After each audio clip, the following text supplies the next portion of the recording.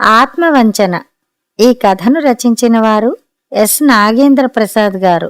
ఈ కథ నవ్య వారపత్రికలో 2008 అక్టోబర్లో ప్రచురితమైంది. సికింద్రాబాద్ క్లాక్ టవర్ దగ్గరి పాస్పోర్ట్ ఆఫీసు.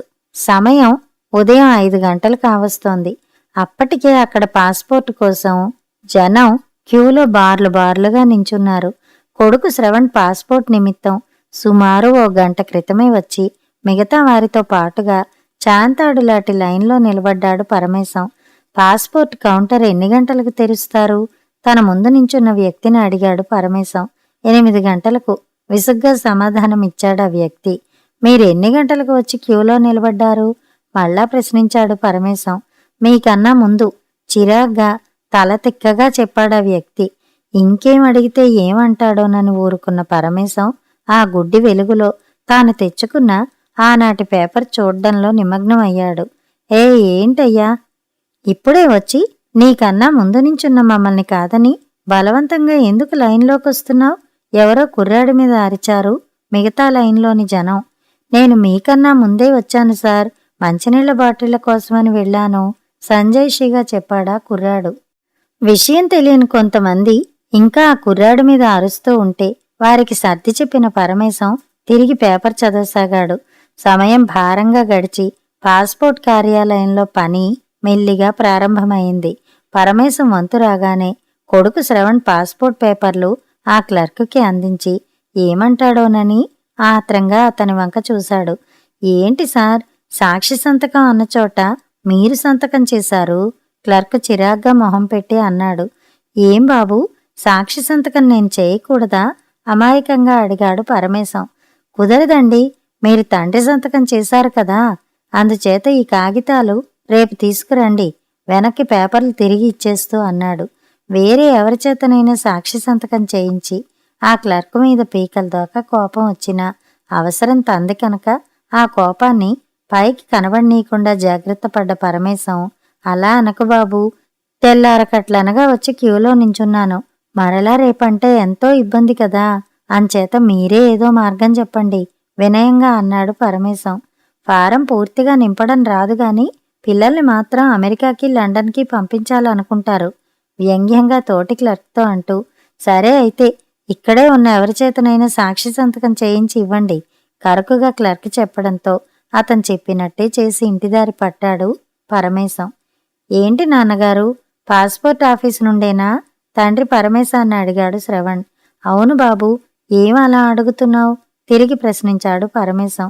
ఏం లేదు నాన్నగారు, నాకు నా దేశాన్ని మిమ్మల్ని వదిలి పై దేశాలకు వెళ్లడం ఇష్టం లేదని మీకెన్నిసార్లు చెప్పాలి?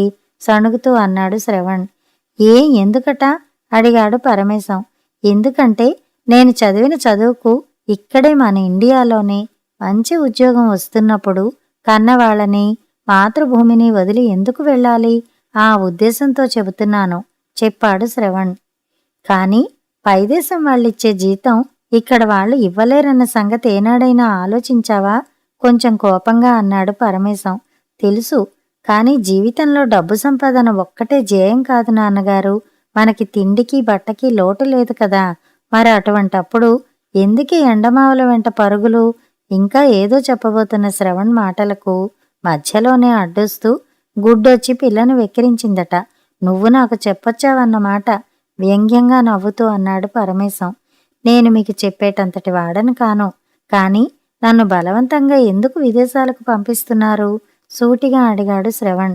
ఎందుకంటే మనకు డబ్బు లేక కాదు, డబ్బు సంపాదన కోసమూ కాదు చెప్పడం ఆపాడు పరమేశం. మరి అటువంటప్పుడు ఎందుకు నన్ను బలవంత పెడుతున్నారు? పీర్ ప్రెషరా? అడిగాడు శ్రవణ్. పీర్ ప్రెషర్ అంటే అర్థం కాక అడిగాడు పరమేశం. అంటే మిగతా వాళ్ళు ఏం చేస్తే మనం కూడా అదే చెయ్యాలని మనకు తెలియకుండానే మన మీద కలిగే ఒత్తిడి చెప్పాడు శ్రవణ్. అదేం కాదు, ఈ రోజుల్లో పిల్లలు విదేశాల్లో ఉన్నారని చెప్పుకోవడం ఒక గొప్పరా. అయినా నిన్ను శాశ్వతంగా వెళ్ళమనడం లేదు కదా, ఓ 8-10 ఏళ్లు అక్కడ గడిపి తిరిగి ఇండియాకి వచ్చేయి సింపుల్గా చెప్పాడు పరమేశం. ముందు అలాగే అంటారు నాన్నగారు, తీరా తిరిగి ఇండియాకి వచ్చేస్తానంటే ఈ దిక్కుమాలిన ఇండియాలో ఏముందిరా అంటూ అక్కడి నుండి తిరిగి రాకుండా మీరే అడ్డుకుంటారు. అమ్మ ఎలాగూ లేదు. ఉన్న ఒక్కగానొక్క కొడుకుని కూడా దూరంగా పంపించేసి మీరు ఒంటరిగా ఎలా ఉండగలరు నాన్నగారు? ఆయన మీదున్న అభిమానంతో అడిగాడు శ్రవణ్. చెప్పాను కదరా, నిన్ను వెళ్ళమంటున్నది కొంతకాలం కోసమేనని శ్రవణ్కి నచ్చచెప్పబోయాడు పరమేశం. అలా ఎన్నటికీ జరగదు నాన్నగారు. మీ అవసాన దశలో కొడుకుగా నా అవసరం ఎంతో ఉంటుంది. మీరు దాని గురించి ఆలోచించకుండా మీ మాటే నెగ్గాలని చూస్తున్నారు. తండ్రి మనసు మార్చే ప్రయత్నంగా అన్నాడు శ్రవణ్. ఒరేయ్, ఆ విషయం నీతో చెప్పించుకునే స్థితిలో లేన్రా. నువ్వే చెప్పు. నువ్వు అమెరికాలో ఉద్యోగం చేస్తుంటే తండ్రిగా నాకెంత హోదాగానూ ఆనందంగానూ ఉంటుందో చెప్పాడు పరమేశం. అంటే మీ ఆనందం కోసం, పేరు కోసం నా మనసుని, ఆశయాల్ని చంపుకోమంటారా? బాధగా అడిగాడు శ్రవణ్. ఏంటిరా నీకున్న ఆశయాలు, ఆదర్శాలు? అవన్నీ చెప్పడానికి, వినడానికి మాత్రమే బావుంటాయి. నీ ముందు వెళ్ళిన వారంతా ఆశయాలు, ఆదర్శాలు లేనివారంటావా? తిరిగి ప్రశ్నించాడు పరమేశం. ఇంక ఎన్ని చెప్పినా తండ్రిని మార్చలేమని తెలిసిన శ్రవణు కోపంగా తన రూంలోకి వెళ్ళిపోయాడు. సమయం వస్తే వాడికే అన్నీ తెలుస్తాయని పరమేశం కూడా తన రూంలోకి వెళ్ళిపోయాడు. నాయనా శ్రవణ్, జాగ్రత్త. అక్కడ మన దేశానికి, సంస్కృతికి చెడ్డ పేరు వచ్చేలా ప్రవర్తించకుండా చక్కగా మసలుకో. అమెరికాకి వెడుతున్న కొడుకు శ్రవణ్తో బాధగా అన్నాడు పరమేశం. నేనే మీ పెంపకంలో పెరిగినవాడిని నాన్న. అలా ఎన్నటికీ జరగదు అంటున్న శ్రవణ్ పరమేశం కళ్ళల్లో ఏదో తెలియని బాధను చూశాడు. ఎందుకు నాన్నగారు ఆ కన్నీళ్లు? మీరు కావాలనే నన్ను పంపిస్తున్నారు కదా. ఆనందంగా ఉండండి. కళ్ళల్లో వస్తున్న కన్నీటిని ఆపుకుంటూ అన్నాడు. అంత మాట అనకు బాబు. నువ్వంటే ప్రేమ లేక కాదురా నిన్న అంత దూరం పంపిస్తున్నది. ఇక్కడ చాలని జీతాలతో ఇబ్బంది పడకూడదనే స్వార్థంతో ఈ పని చేస్తున్నాను. కొడుకు ఆఖరి నిమిషంలో మనసు మార్చుకుంటాడేమోనన్న భయంతో నచ్చచెప్పబోయాడు పరమేశం. సరే నాన్నగారు, మీ ఆరోగ్యం జాగ్రత్త. వస్తా అంటూ బరువైన గుండెతో విమానం వైపు నడిచాడు శ్రవణ్. హలో నాన్నా శ్రవణ్, ఎలా ఉన్నావురా? ఆనందంగా ఫోన్లో కొడుకును పలకరించాడు పరమేశం. నేను బాగానే ఉన్నాను నాన్న. మీరెలా ఉన్నారు? నేను మనిషిని మాత్రమే ఇక్కడున్నాను. నా మనసంతా అక్కడే ఉంది నాన్న. ఇండియా వచ్చేస్తాను అంటే ఇంకా కొంతకాలం ఉండు అని గత 3 ఏళ్లుగా నా నోరు మూయిస్తున్నారు. ఈ 3 ఏళ్లలోనూ నాకు లిల్లీతో పెళ్ళవడం, బాబు పుడ్డం కూడా జరిగిపోయాయి. ఇప్పటికైనా నా మాట వినండి నాన్న. దయచేసి నేను ఇండియాకి రావడానికి ఒప్పుకోండి ప్లీజ్.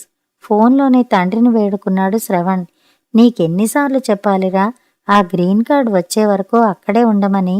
అయినా నీకు అక్కడ వచ్చిన ఇబ్బంది ఏమిటి? హాయిగా ప్రేమించిన అమ్మాయిని పెళ్లి చేసుకున్నావు. ఇద్దరూ చక్కగా సంపాదించుకుంటున్నారు.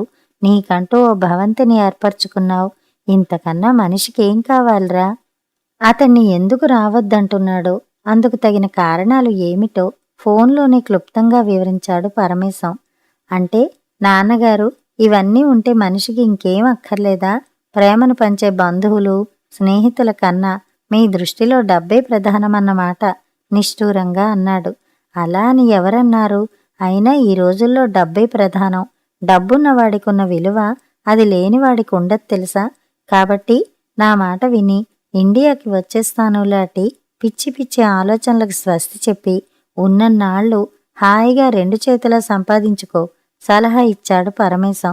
సరే నాన్నగారు, మీరు నా మాట ఎప్పుడు విన్నారు కనుక. అన్నట్టు మీకీ మధ్యన తరచూ ఒంట్లో బాగోటం లేదని శంకరం మావయ్య చెప్పాడు. మీ మొండి పట్టుతో కనీసం మాకు మీ సేవ చేసుకునేందుకైనా అవకాశం లేకుండా చేస్తున్నారు బాధగా అన్నాడు శ్రవణ్. అదేం లేదురా, మీ మావయ్య కొంచెం ఎక్కువ చేసి చెబుతున్నాడు. నాకే నేను గుండ్రాయిలా చక్కగా తిరుగుతున్నాను. పైగా ఈ మధ్యనే పనివాణ్ణి కూడా పెట్టుకున్నాను. అందుచేత నా గురించి నువ్వు అనవసరంగా ఎక్కువ ఆలోచించకు, తెలిసిందా? చెప్పాడు పరమేశం. ఎంతైనా పనివాడు పనివాడే కదా నాన్న. వాడేం చేసినా డబ్బు కోసమే చేస్తాడు. కన్నవాళ్లలా చెయ్యడు కదా. ఎలాగైనా తండ్రిని తాము ఇండియాకి రావడానికి ఒప్పించడానికి సర్వ విధాలా ప్రయత్నం చేస్తూ అన్నాడు శ్రవణ్. శ్రవణ్, మరోసారి చెబుతున్నాను, ఇంకో 2 ఏళ్ల వరకు నువ్వు ఇండియా మాటెత్తావంటే నా మీద ఒట్టే. ఆఖరి అస్త్రం ప్రయోగిస్తూ అన్నాడు పరమేశం. సారీ నాన్న, ఇంక ఈ విషయంలో మిమ్మల్ని మరోసారి ఇబ్బంది పెట్టను. ఉంటాను, మీ ఆరోగ్యం జాగ్రత్త అంటూ విరక్తిగా ఫోన్ పెట్టేశాడు శ్రవణ్. హలో శ్రవణ్, నువ్వు అర్జెంటుగా ఉన్న పళంగా ఇండియాకి రావాలి, గాబరాగా ఫోన్లో చెప్పాడు శంకరం. ఏమైంది మావయ్య? ఆతృతగా అడిగాడు శ్రవణ్. సడన్గా మీ నాన్నకి గుండెపోటు వచ్చింది. డాక్టర్ దగ్గరికి తీసుకెళ్లే అవకాశం కూడా ఇవ్వకుండా మీ అమ్మ దగ్గరికి మీ నాన్న కూడా వెళ్ళిపోయాడు, కన్నీళ్లు తుడుచుకుంటూ చెప్పాడు శంకరం. ఇప్పటికిప్పుడు ఉన్న పళంగా రావడం అంటే కుదరదు మావయ్య. ఎందుకంటే ఇక్కడ 2 రోజుల వరకు ఫ్లైట్లు బయలుదేరడం కష్టం ఏడుస్తూ అన్నాడు శ్రవణ్. మరిప్పుడెలారా? అడిగాడు శంకరం. ఎలా ఏముంది మావయ్య, నేను నెత్తి నోరు ముత్తుకున్నా నన్ను ఇండియాకి రాకుండా చేశాడు నాన్న. ఏం చేస్తాం, అంతా నా కర్మ. ఇంతకాలం ఆయన బాగోగులన్నీ దగ్గరుండి చూశారు కదా మావయ్య, ఈ కార్యాన్ని కూడా మీరే గట్టెక్కించండి. నేనిక్కడ పనులు పూర్తి చేసుకుని 10వ నాటికి వస్తాను బాధగా అన్నాడు శ్రవణ్. ఏమిటోరా, అంతా కల్లా జరిగిపోయింది. నాన్నని ఆ మృత్యు ఇంత అకస్మాత్తుగా కబళిస్తుందని కల్లో కూడా అనుకోలేదు. శ్రవణ్ణి ఓదారుస్తూ అన్నాడు శంకరం. పోనీలెండి మావయ్య, ఇప్పుడు మనం బాధపడి మాత్రం ఏం ప్రయోజనం?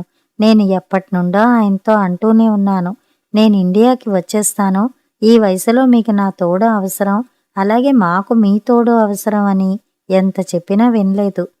ఇప్పుడు నేను సంపాదించిన ఈ లక్షలు మా నాన్నని తిరిగి తేగలవా మావయ్య? అమాయకంగా అడిగాడు శ్రవణ్. ఊరుకో బాబు ఊరుకో, అతని భుజం మీద చెయ్యి వేస్తూ ఓదార్పుగా అన్నాడు శంకరం. ఎందుకు మావయ్య, నాన్నకి అమెరికా అంటే అంత పిచ్చి. ఇప్పుడు చూడు, అటు కోడల్ని ఇటు మనవడివి అచ్చటా ముచ్చటా గాని చూడగలిగాడా? అయినా ఆయన నన్ను అమెరికా పంపి ఏం సుఖపడ్డారు? బాధగా అన్నాడు. ఏదో నువ్వు సుఖంగా ఉంటావనుకుని అన్న శంకరాన్ని మధ్యలోనే ఆపుతూ, అదంతా ఆయన భ్రమ మావయ్య. నేనక్కడ ఉన్నంతకాలం జీవోత్సవంలాగే బతికాను. అక్కడి వాళ్ళు మనల్ని ఒక చీడపురుగులా చూస్తారు. ఎందుకంటే వాళ్ళకి తెలుసు మనం డబ్బు సంపాదన కోసమే అక్కడికి వచ్చామని, అందుకోసం ఏమైనా చేస్తామని.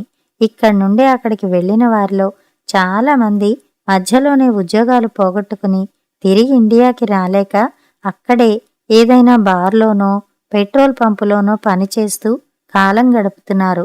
ఈ విషయం తెలియని వారి తల్లిదండ్రులు మాత్రం మా అబ్బాయి అమెరికాలో ఉన్నాడని తెగ మురిసిపోతారు. అక్కడ పడే బాధలు వర్ణనాతీతం మావయ్య. అమెరికా జీవనం మేడిపండు లాంటిది.